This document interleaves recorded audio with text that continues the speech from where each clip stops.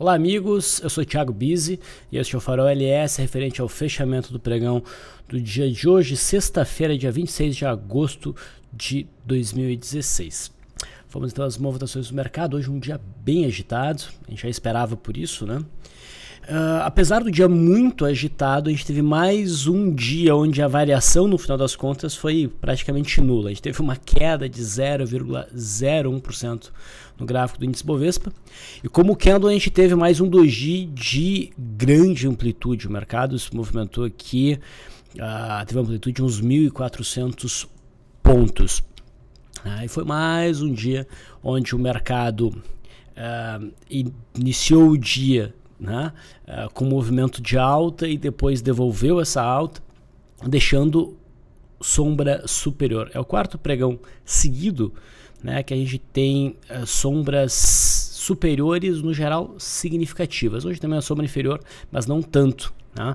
Isso vai indicando que o mercado, pouco a pouco, vai entendendo realmente a média móvel de 21 períodos como obstáculo. O mercado começa a perder a média de 21 períodos e ela já começa a ser um obstáculo para os preços, né? Então as coisas se inverteram. Antes era suporte e agora está nos estágios iniciais dessa média virar resistência, apesar de que a média de 21 períodos ainda aponta para cima. A gente fez um bom volume hoje e a gente fechou mais uma semana. Tá? Olhando o fechamento do índice Bovespa no semanal, o que a gente pode dizer? Olha, o semanal agora também aumenta as chances de correção. A gente tem a primeira semana de queda em bastante tempo, né?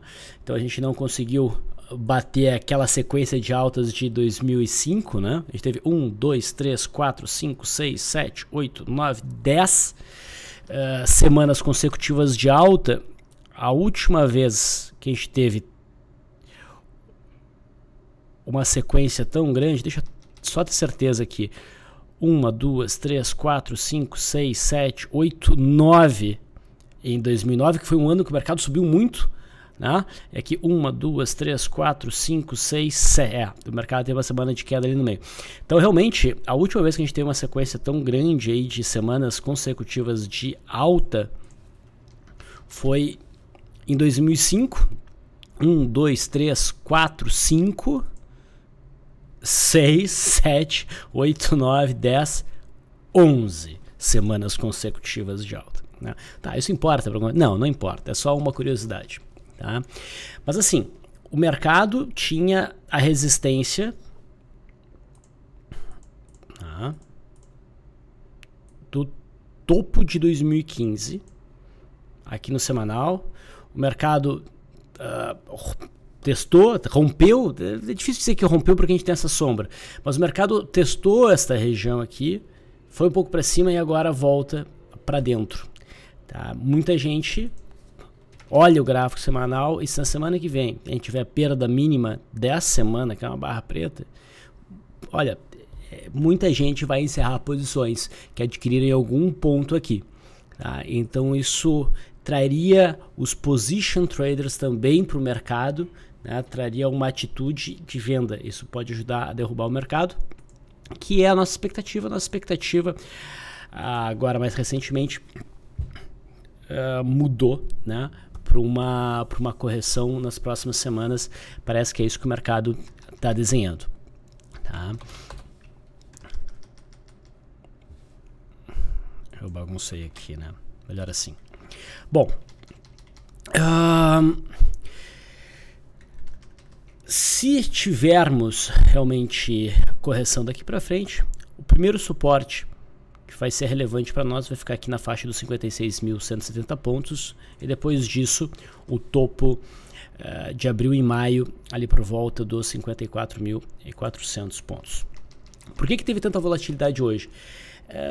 Olha, acho que nos últimos 18 meses, pelo menos, as atenções do mercado estão sempre na questão da elevação ou não da taxa de juros nos Estados Unidos. Então, as decisões do Fed. Hoje, a Yellen, não sei aonde, fez um discurso que era muito aguardado com uma indicação de o que poderia acontecer com os juros. E isso movimentou o mercado para cima e para baixo de uma forma bem intensa hoje. Mas ainda de novo, né, a gente não conseguiu ter uma clara definição por mercado voltar a subir fazendo um candle de força compradora, fechando próximo da massa, mostrando que não, a média de 20 períodos serviu como suporte, ou um candle firme de queda, dizendo que a média foi claramente rompida e daqui para frente deve ter um movimento de queda. Então está difícil de vir essa definição. Anda bastante difícil de operar no intraday. O mercado não consegue sustentar a movimentação por muito tempo. Então as operações têm que ser muito curtinhas. E grande parte desse problema está pelo mercado americano, mas que ele começa a dar os primeiros sinais aí de definição. Eu bato muito na tecla do gráfico do índice Dow Jones, né? Dizendo que se a gente tivesse o rompimento dessa estrutura aqui, tá, valeria, indicaria queda em busca do fundo aqui de agosto. Isso vai pressionar nosso mercado para baixo. Se o índice Dow Jones chega aqui, é fácil para o índice Dow Jones romper essa região.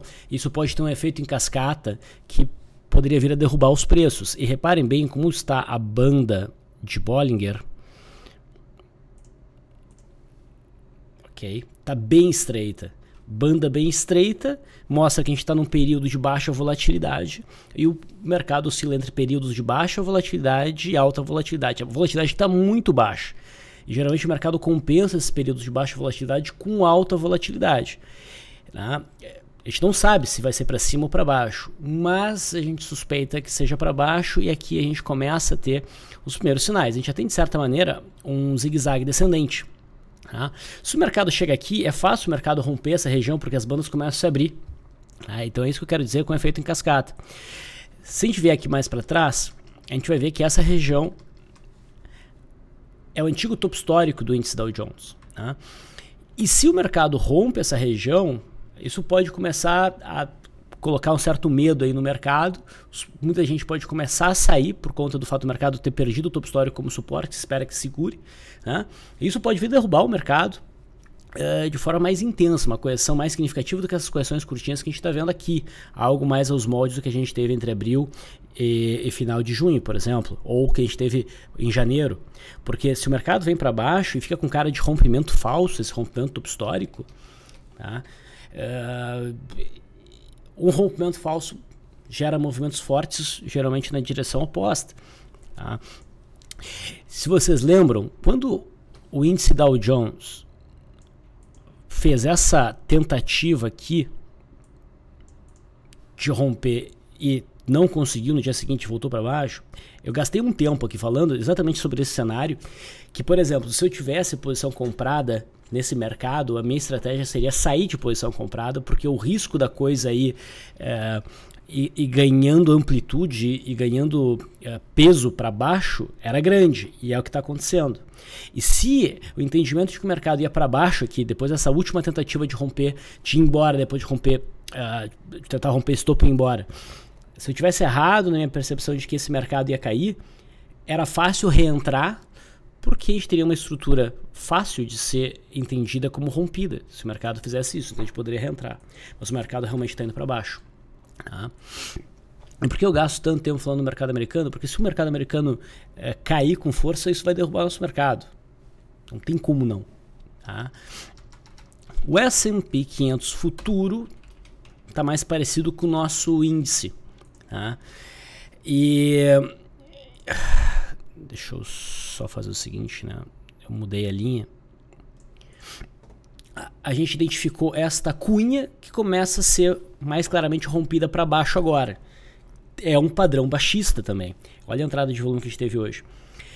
Só que parecia que o mercado tinha se definido para cima, a gente vai ver o intraday, depois parecia que se tinha se definido para baixo, se fechasse próximo da mínima e rompesse essa zona aqui, ó, e as coisas ficariam claras. O mercado se recuperou no finalzinho, coisa que é de dúvida, mas ele pende para baixo. Então acho que as chances são muito grandes do mercado americano começar um movimento corretivo, isso deve nos afetar. Repara como é que foi o intraday. Fazia tempo que a gente não via tanta volatilidade direcional nos mercados. Né? Inicialmente a gente teve o rompimento para cima e depois o mercado inverteu completamente, rompendo aquela zona que eu tinha mencionado como sendo chave, que era esse fundo aqui.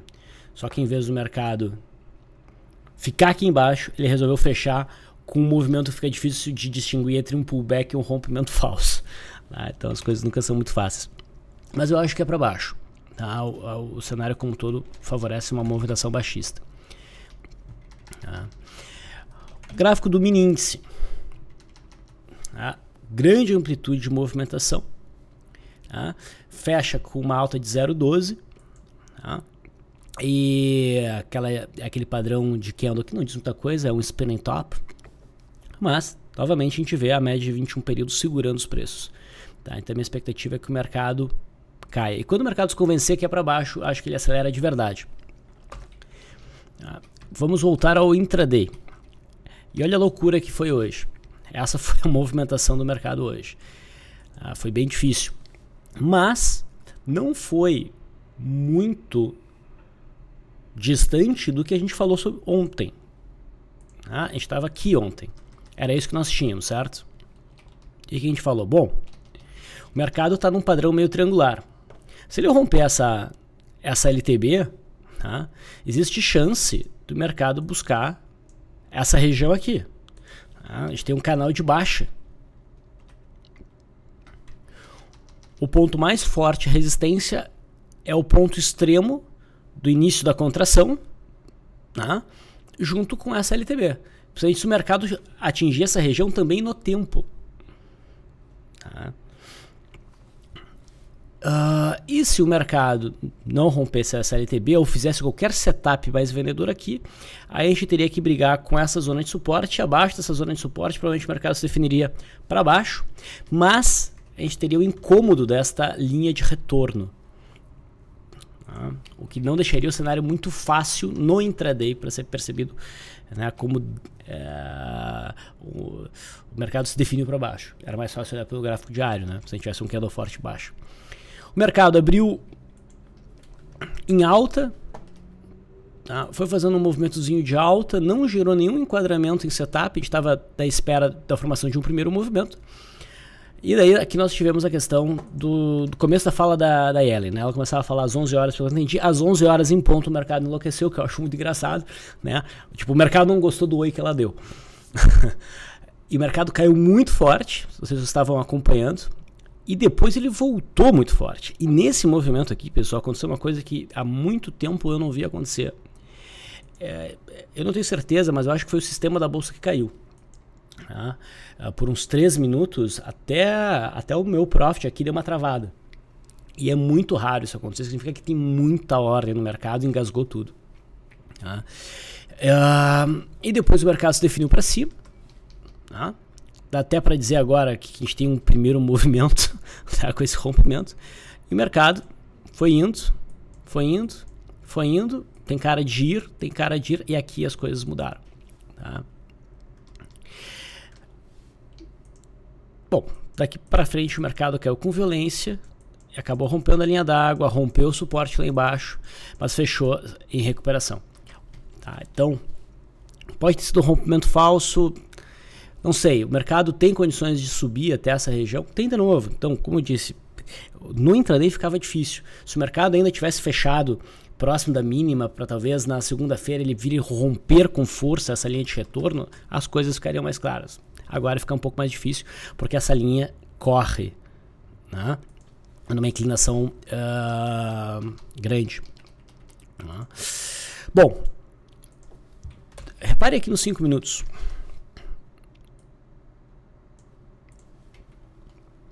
Eu honestamente não vi pontos de entrada ao longo de toda essa alta. Tá? A gente não fez entrada. E aqui a gente não viu venda. O mercado não chegou no alvo, não teve volume nos candles de baixa. Não é horário ainda para o mercado reverter. O mercado vai evoluindo. Esse movimento lateral aqui ainda é um padrão altista. Tem um engolfo de baixa aqui? Tem um engolfo de baixa, mas não tem volume nesse engolfo de baixa. Tá? Então não é uma boa operar contra isso. Isso aqui provavelmente ainda vai levar o mercado para cima. Era essa a nossa expectativa. O mercado começa a subir, anda de lado, opa, tá subindo, e aqui alguma coisa diferente acontece. Repara que o mercado rompe a máxima, entra volume, tá? O candle que fecha não confirma o rompimento, e o candle seguinte é isso aqui, com volume ainda maior. O que é isso aqui? É uma barra de ignição. Perda mínima que a gente sinalizou uma venda, né, para o barra de ignição. E o mercado, de fato, caiu violentamente. Tá? Então, reparem, o que aconteceu aqui? Houve uma frustração, tá? Frustrações movem o mercado e houve volume, tá? Para confirmar essa frustração. Um volume significativo em comparação com os volumes anteriores. Tá? Coisa que antes a gente não tinha. Por exemplo, nesse candle aqui, né, o volume foi mais ou menos equivalente, mas no contexto ali o volume era baixo. Aqui o contexto mudou, certo? E aqui a gente tinha o horário usual para uma reversão, meio-dia e meio, né, e a gente teve a gente teve uma frustração, e a gente estava testando essa zona que era o alvo, a zona de resistência, a confluência entre, né, esse topo aqui, que era o principal, e esta linha de tendência. Era uma região, ficou muito próxima ali, deu uma briscadinha e depois caiu com força. Bom, por que eu faço esses comentários? Porque eu acho que isso pode esclarecer alguns conceitos de análise técnica para parte do pessoal que tá assistindo. Outros podem achar meio chato. Ok, sou sempre aberto a comentários. Bom, qual é a expectativa para segunda-feira? Acredito num movimento de queda, continuo acreditando na queda, mas ainda falta aquela definição para valer. Esperamos que isso venha logo. A gente está esperando há bom tempo. Mas a gente esperava um pregão mais movimentado hoje, nós tivemos. Tá? Bom, a gente já viu os mercados americanos, a expectativa também é por queda lá fora. E o dólar? O dólar apresentou este candle aqui. Tá? Ele deu oportunidade para sair da venda para quem entrou aqui, que eu havia mencionado. Inclusive a gente alertou a saída da venda ainda num patamar lucrativo. E no final das contas o dólar subiu com um bom volume, usou uma alta de 0,80 e fechou acima deste topo, o que configura aqui um pivô de alta. Tá? É um rompimento lindão, o de pivô de alta, não é porque ficou essa sombra. Tá? Mas para mim vale uma tentativa de entrada, tá? Mais do que aqui inclusive. Na venda, vale uma entrada na compra aqui mais do que valia aqui na venda. Tá? Só que a minha entrada pede uma confirmação, ou seja, a superação desta máxima aqui. Abre-se então espaço para o dólar subir em busca dessa faixa, dos 3.338, e depois essa faixa próxima a 3.420. O dólar está virando a tendência, tá? Mas a média de 21 períodos ainda aponta para baixo. Então mesmo que eu tivesse um rompimento o candle mais próximo da máxima, sempre quando eu opero contra a inclinação da média, eu busco a confirmação desse rompimento. Mas era meu feeling, que o dólar provavelmente não ia para baixo. Eu expus isso várias vezes aqui. E agora está sinalizando uma compra, então acho que vale a pena aproveitar. No intraday também tivemos um dia bem movimentado no dólar. Nós tínhamos, né, esse cenário ontem. Né? Então o que eu dizia era que enquanto o dólar ficasse acima desta linha de suporte e desta LTA, o viés dele era claramente mais altista, com resistência aqui nos 3.257. Tá? Para acreditar em venda no dólar, o ideal era a gente ter o rompimento dessa zona aqui de confluência, desse ponto de cataclismo. Tá? Tendo como alvo essa região, e abaixo dessa região, daí as coisas realmente ficavam baixistas para o dólar. Tá? O que nós tivemos hoje? O dólar rompeu, um rompimento complicado, eu não vi uma entrada tranquila. Isso aqui é uma barra de ignição, que eu não gosto de operar barra de ignição quando tem uma estrutura importante travando o movimento. Eu tenho que rever isso porque está acontecendo muito no mercado, simplesmente ir embora depois disso. Mas montou aqui um primeiro movimento em cima da LTA e rompeu, sinalizando uma venda no momento ali daquela volatilidade louca. Tá? Mas foi bem violento aqui no dólar, foi bem violento no dólar, e ele foi em queda até chegar nessa zona, e quando houve essa reação aqui, esse era o momento de aproveitar e fechar aquelas vendas, uma vez que o dólar não rompeu isso aqui, bateu nessa região e voltou a subir. Tá? Eu nem esperava, portanto, um movimento tão violento de alta. Olha o que o dólar fez,